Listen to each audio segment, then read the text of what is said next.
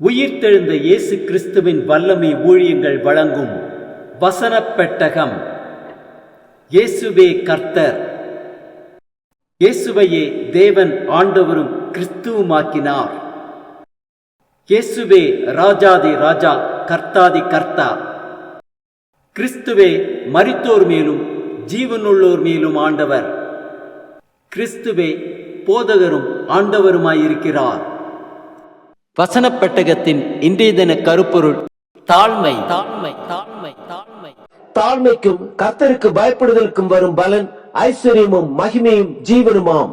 தாழ்மையை குறித்ததான வேத வசனங்களை பார்க்கலாம். எபேசியர் 4:2-3 வாசிக்கிறோம்.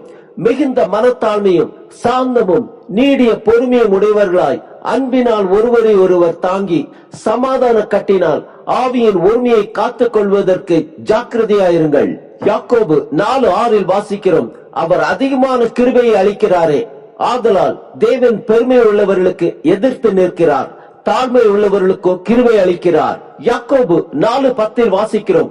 கர்த்தருக்கு முன்பாக தாழ்மைப்படுங்கள், அப்பொழுது அவர் உங்களை உயர்த்துவார். 1 பேதுரு 5:5 வாசிக்கிறோம். இளைஞரே, மூப்பருக்கு கீழ்ப்படியுங்கள், நீங்கள் எல்லாரும் ஒருவருக்கொருவர் கீழ்ப்படிந்து மனத்தாழ்மையை அணிந்து கொள்ளுங்கள். பெருமை உள்ளவர்களுக்கு தேவன் எதிர்த்து நிற்கிறார், தாழ்மை உள்ளவர்களுக்கோ கிருபை அளிக்கிறார். 2 நாளாகமம் 7:14 வாசிக்கிறோம். என் நாமம் தரிக்கப்பட்ட என் ஜனங்கள் தங்களை தாழ்த்தி ஜெபம் பண்ணி என் முகத்தை தேடி தங்கள் பொல்லாத வழிகளை விட்டு திரும்பினால் அப்பொழுது பரலோகத்தில் இருக்கிற நான் கேட்டு அவர்கள் பாவத்தை மன்னித்து அவர்கள் தேசத்துக்கு சேமத்தை கொடுப்பேன். லூக்கா 14:11 வாசிக்கிறோம். தன்னைத்தான் உயர்த்துகிறவன் எவனும் தாழ்த்தப்படுவான், தன்னைத்தான் தாழ்த்துகிறவன் உயர்த்தப்படுவான். மீகா 6:8 வாசிக்கிறோம். மனுஷனே, நன்மை என்னதென்று அவர் உனக்கு அறிவித்திருக்கிறார். நியாயம் செய்து இரக்கத்தை சிநேகித்து உன் தேவனுக்கு முன்பாக மனத்தாழ்மையாய் நடப்பதே அல்லாமல் வேற எண்ணத்தை கர்த்தர் உன்னிடத்தில் கேட்கிறார். நீதிமொழிகள் 3:34 வாசிக்கிறோம். இகழ்வோரை அவர் இகழுகிறார், தாழ்மை உள்ளவர்களுக்கு கிருபை அளிக்கிறார். நீதிமொழிகள் 11:2 வாசிக்கிறோம். அகந்தை வந்தால் லட்சியம் வரும், தாழ்ந்த சிந்தை உள்ளவர்களிடத்தில் ஞானம் உண்டு. நீதிமொழிகள் 15:33 வாசிக்கிறோம். கர்த்தருக்கு பயப்படுதல் ஞானத்தை போதிக்கும், மேன்மைக்கு முன்னானது தாழ்மை. நீதிமொழிகள் 18:12 வாசிக்கிறோம். அழிவு வருமுன் மனுஷருடைய இருதயம் இருமாப்பாய் இருக்கும், மேன்மைக்கு முன்னானது தாழ்மை. நீதிமொழிகள் 27:2 வாசிக்கிறோம். உன் வாய் அல்ல பொருத்தியானே உன்னை புகழட்டும், உன் உதடு அல்ல அந்நியனே உன்னை புகழட்டும்.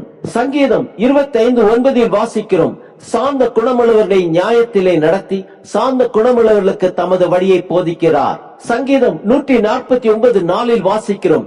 கர்த்தர் தம்முடைய ஜனத்தின் மேல் பிரியம் வைக்கிறார், சாந்த குணமுள்ளவர்களை ரட்சிப்பினால் அலங்கரிப்பார். ரோமர் 12:3 வாசிக்கிறோம். உங்களில் எவனாகிலும் தன்னை குறித்து எண்ண வேண்டியதற்கு மிஞ்சி எண்ணாமல் அவனவனுக்கு தேவன் பகிர்ந்த விசுவாச அளவின்படியே தெளிந்த எண்ணமுள்ளவனாய் எண்ண வேண்டும். ரோமர் 12:16 வாசிக்கிறோம். ஒருவரோடு ஒருவர் ஏக சிந்தை உள்ளவர்களாய் இருங்கள், மேட்டிமையானவைகளை சிந்தியாமல் தாழ்மையானவர்களுக்கு இணங்குங்கள், உங்களையே புத்திமான்கள் என்று எண்ணாதிருங்கள். பிலிப்பியர் 2:2-3 வாசிக்கிறோம். நீங்கள் ஏக சிந்தையும் ஏக அன்பும் உள்ளவர்களாய் இருந்து இசைந்த ஆத்துமாக்களாய் ஒன்றையே சிந்தித்து என் சந்தோஷத்தை நிறைவாக்குங்கள். ஒன்றையும் வாதினாலாவது வீண் பெருமையினாலாவது செய்யாமல் மனத்தாழ்மையினாலே ஒருவரை ஒருவர் தங்களில் மேன்மையானவர்களாக எண்ண கடவீர்கள். மத்தேயு 23:12 வாசிக்கிறோம். தன்னை உயர்த்துகிறவன் தாழ்த்தப்படுவான், தன்னை தாழ்த்துகிறவன் உயர்த்தப்படுவான். யாக்கோபு 4:16 வாசிக்கிறோம். இப்பொழுது உங்கள் வீம்புகளில் மேன்மை பாராட்டுகிறீர்கள், இப்படிப்பட்ட மேன்மை பாராட்டல் யாவும் பொல்லாங்காய் இருக்கிறது. பிலிப்பியர் 2:8 வாசிக்கிறோம்.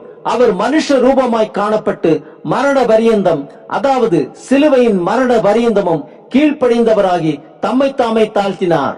ஆம், நம்மை நாமே தாழ்த்துவோம், கர்த்தருக்கு பயந்து நடப்போம், அதன் பலனாக ஐஸ்வர்யமும் மகிமையும் ஜீவனையும் பெற்றுக் கொள்வோம்.